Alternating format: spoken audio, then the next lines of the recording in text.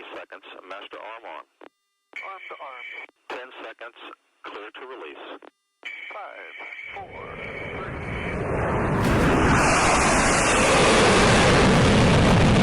3. Welcome back to another episode of the Ricasa Podcast. I'm Alex, and with me is my co-pilot Michael. Hi everyone. Today we dive into the future of air dominance. Fighter jets are more than just engineering marvels. They scream national pride, economic might, and technological prowess. Let's face it, they're expensive statements that signal serious political and economic alliances. Want to know a country's friends and foes? Check its Air Force. Diplomatically said these jets send a message. We've got the tech, the cash, and the pilots to back it all up, so don't even think about it. Fighter jets are eyes in the sky, crucial for any military strategy, and sometimes just a roar overhead can be enough to deter a conflict. The world's a tense place right now, with geopolitical tension simmering hotter than a Florida asphalt parking lot in July. Guess what's topping every nation's shopping list? Cutting-edge fighter jets. Take Japan, for example. Historically, they've been all about peace, flowers, and anime. But with the whole Ukraine situation, they're ramping up their military spending. Prime Minister Fumio Kishida described Japan as being at a turning point in history since World War II. Now, let's talk air power. We're talking about how the world went from, oh, the U.S. Air Force is invincible, to, hold my beer. Exactly. From 1991 to 2010, the U.S. Air Force was the undisputed king of the skies. They could hit anything, anywhere, anytime. It was like playing Call of Duty, but for real. They built a jaw-droppingly massive and high-tech war machine. They had the tech, the budget, and the sheer audacity to make anyone else think twice about challenging them. Remember Desert Storm? That was a game changer. And then you had the F-117, the stealth bomber. It was like something out of a sci-fi movie.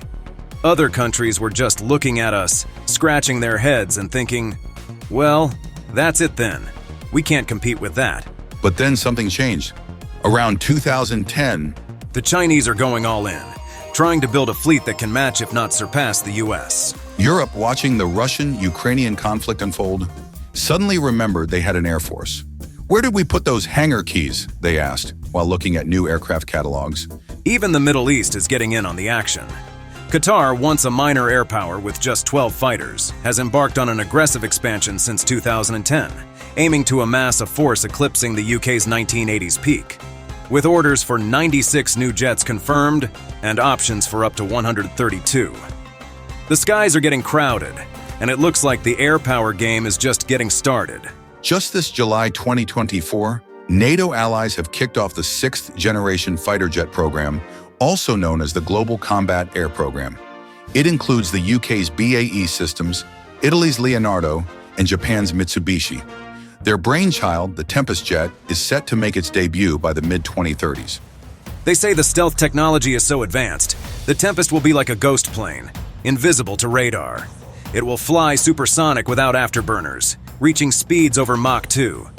We're talking AI co-pilots, drone swarms, and laser weapons. That's right. It's like having a jet that can sneak past security without setting off alarms. Speaking of sneaky, have you checked out our sponsor, Kizoku Media? They're the ninjas of the business world, showing you how to make wise decisions and master any system you encounter, from boardrooms to battlefields. Learn more at kizoku.media. Back to the Tempest. They're talking about a first flight in 2027, which is basically tomorrow in jet years. However, reports suggest costs and development might spiral, but the UK staying the course despite potential delays and budget overruns. But hey, the US Air Force is cooking up a top-secret project called Next Generation Air Dominance to replace the F-22 Raptor. NGAD isn't just a plane, it's a full-blown air superiority ecosystem, blending manned and unmanned aircraft, cutting-edge cyber warfare, and AI for total dominance. Think Tempest, but American style. Well, but here's the catch. Everyone's waiting on the results of the 2024 elections and the 2026 budget before anything gets off the ground. Recent whispers suggest NGAD might get grounded due to financial constraints. There is more. Delays in Lockheed Martin's F-35 program and Boeing's, well, let's just say lackluster performance might be pushing the Air Force to reconsider a next-gen fighter altogether. Talk about a fighter jet soap opera. The Air Force might be stuck between a rock and a hard place, choosing between Boeing and Lockheed Martin. All right, let's get this show on the road. We've covered the heavy hitters, the Rafale, Typhoon, Su-35S, and F-15EX. Now let's talk about the up-and-comers and the dark horses. Who's next in the ring? Let's start with the elephant in the room, or should I say, the dragon in the hangar. China's J-20. It's got the potential to be a top contender, but there's a lot of speculation and not much concrete data. The J-20 Mighty Dragon isn't just a plane. It's a symbol of China's growing military ambition to be a global player.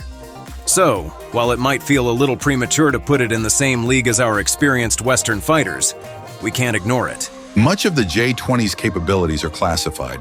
The public data we have is mostly estimates and some educated guesses that the J-20 can hit speeds up to Mach 2.0 and has a service ceiling of around 59,000 feet.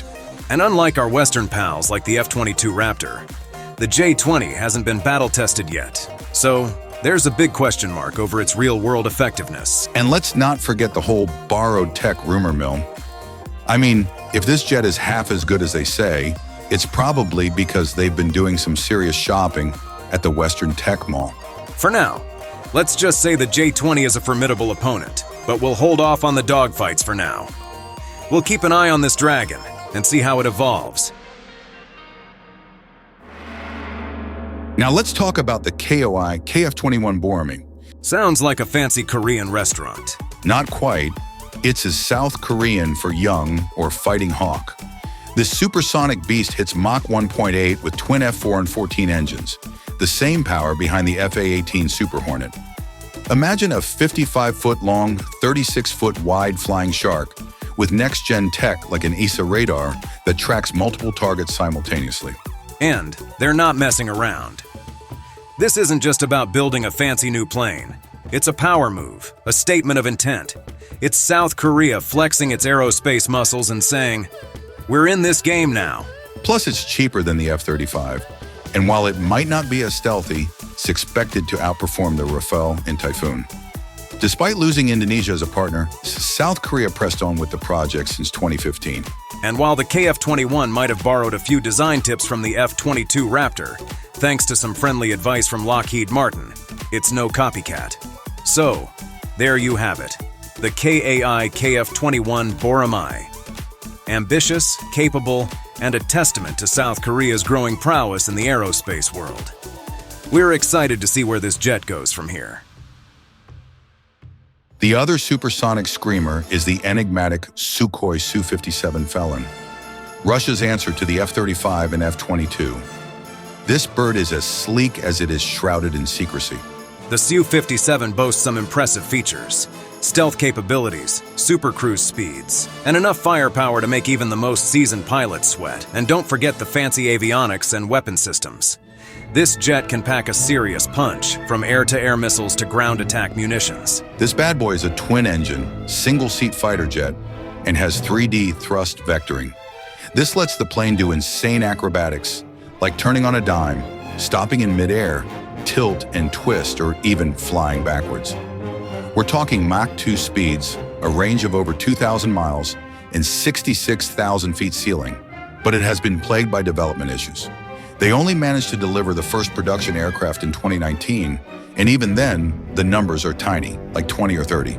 Russia and India initially planned to co-develop the Su-57 fighter jet, but India withdrew in 2018, citing the aircraft's failure to meet fifth-generation standards in areas like radar, avionics, and stealth technology, despite the Indian Air Force's current reliance on older Su-30s and MiG-29s. And now let's get into the Raptor saga. This isn't just any fighter jet, it's the F-22 Raptor. We're talking about the stealthy, supersonic, maneuverable, missile-spewing, radar-evading, sky-dominating beast. It was the crown jewel, the golden goose, was "I'm so good I make other jets feel inadequate" of American aviation. Introduced in 2005, the Raptor was supposed to swoop in and replace the F-15 Eagle, dominating the skies until at least the 2040s. But instead of rolling out 750 Raptors, the Pentagon settled for just 186. And guess what? They slammed the door on selling it abroad, even to our closest allies. The F-22 is no ordinary bird. This thing can supercruise at Mach 2.05 without afterburners, pull off insane maneuvers with its 2D thrust vectoring, and carry a lethal load of missiles and bombs, all while staying virtually invisible to radar due to its radar-absorbing material. And while the Raptor was twiddling its wings, allies like Israel, Japan, and Australia were lining up with their checkbooks. But Congress said, nope, not for sale. They even passed an amendment to make sure the F-22 stayed home. No Raptor exports allowed. Some say it's because the F-22 was packed with super-secret tech that the US didn't want to share. I mean, we've got a pretty good track record of selling military hardware to countries that later turn into, shall we say, friendly rivals. And here's where it gets juicy. Espionage. So, get this. Office of Special Investigations announced back in 2020 that this guy Su Bin, a Chinese businessman in Canada, went all Mission Impossible from 2008 to 2014. He managed to swipe over 630,000 files on the F-22, F-35, and C-17 from Boeing and its contractors. Su Bin teamed up with 2 PLA hackers, giving them a detailed shopping list of who and what to target. He even helped translate the data from English to Chinese. And after all that, Su Bin got only 46-month vacation at Club Fed in 2016. But the damage was done. Well, it's like they said, if you can't beat them, steal their blueprints. I mean homework. Hey, it was a top secret. How did they allow it to slip through the cracks like that? My username is password, and my password is password? Seriously? The F-22 Raptor is an absolute beast. Just having a Raptor nearby makes enemy planes rethink their life choices. Rumor has it, this flying beast is so high-tech, it could shake up global power dynamics. It's supposed to be forbidden fruit. Suddenly, other jets are getting F-22 facelifts. This saga isn't over yet. That brings us to the F-35. This is where things get interesting. It's not just an American jet, it's a multinational project involving the UK, Italy, Netherlands, Canada, Denmark, Norway, and Australia. Yeah, but let's not forget Turkey. They were originally part of the club, but got kicked out in 2019 for buying S-400s from Russia. Talk about a bad breakup. Like being dumped on national television. But hey, Turkey is becoming a major unmanned vehicle player. Now let's talk about this collaboration thing. Is the F-35 the first time the US has shared a fighter jet program? We did collaborate with a few NATO countries back in the 1950s for the F-104 Starfighter program and with the UK on the F-111 back in the 60s. But that was more of a casual dating situation compared to the full-on relationship with the F-35. This is unprecedented in terms of US international defense collaboration. Now let's talk about the F-35. It's impressive in its own right, with stealth, sensor fusion, and the ability to strike both air and ground targets. But it's not quite the same level of dominance as the F-22. The F-35 is more of a multi-role workhorse, while the F-22 is a specialized air superiority fighter. It's like comparing a Swiss Army knife to a scalpel. So, while the F-22 is the lone wolf, the F-35 is more of a pack animal. But is this collaboration a good thing? Well, it's a mixed bag. On one hand, sharing the costs makes it more affordable. On the other hand, it's like having too many cooks in the kitchen. Delays, cost overruns, and technical glitches have plagued the program. And let's not forget the whole, is it a fighter or a flying computer debate? The F-35 is packed with tech, but some folks argue it's sacrificed air-to-air combat prowess for versatility. And let's not forget the political and economic factors. The F-35 is a cash cow for many countries, while the F-22 cannot be sold outside the US. So, the F-35 comes in 3 variants. The F-35A for conventional takeoff and landing, the F-35B for short takeoff and vertical landing, and the F-35C for aircraft carriers. Each one is designed to fit different roles and missions. The F-35 can zip along at Mach 1.6, soar above 50,000 feet, Its stealth tech makes it as invisible, and its multi-role capabilities let it juggle air combat, ground attacks, electronic warfare, and spying like a pro. With sensor fusion and network-centric integration that connects it to everything from other jets to satellite systems, the F-35 is the ultimate flying multitasker. And on that note, we'll wrap up today's episode. Tune in next time when we delve into the world of unmanned aerial vehicles and their growing importance in defense, infrastructure, and 6th-gen fighter jet programs. Request release bootlegger 1-1 to International Airport. Bootlegger 1-1, release, take it off. Release, Mike 2 out.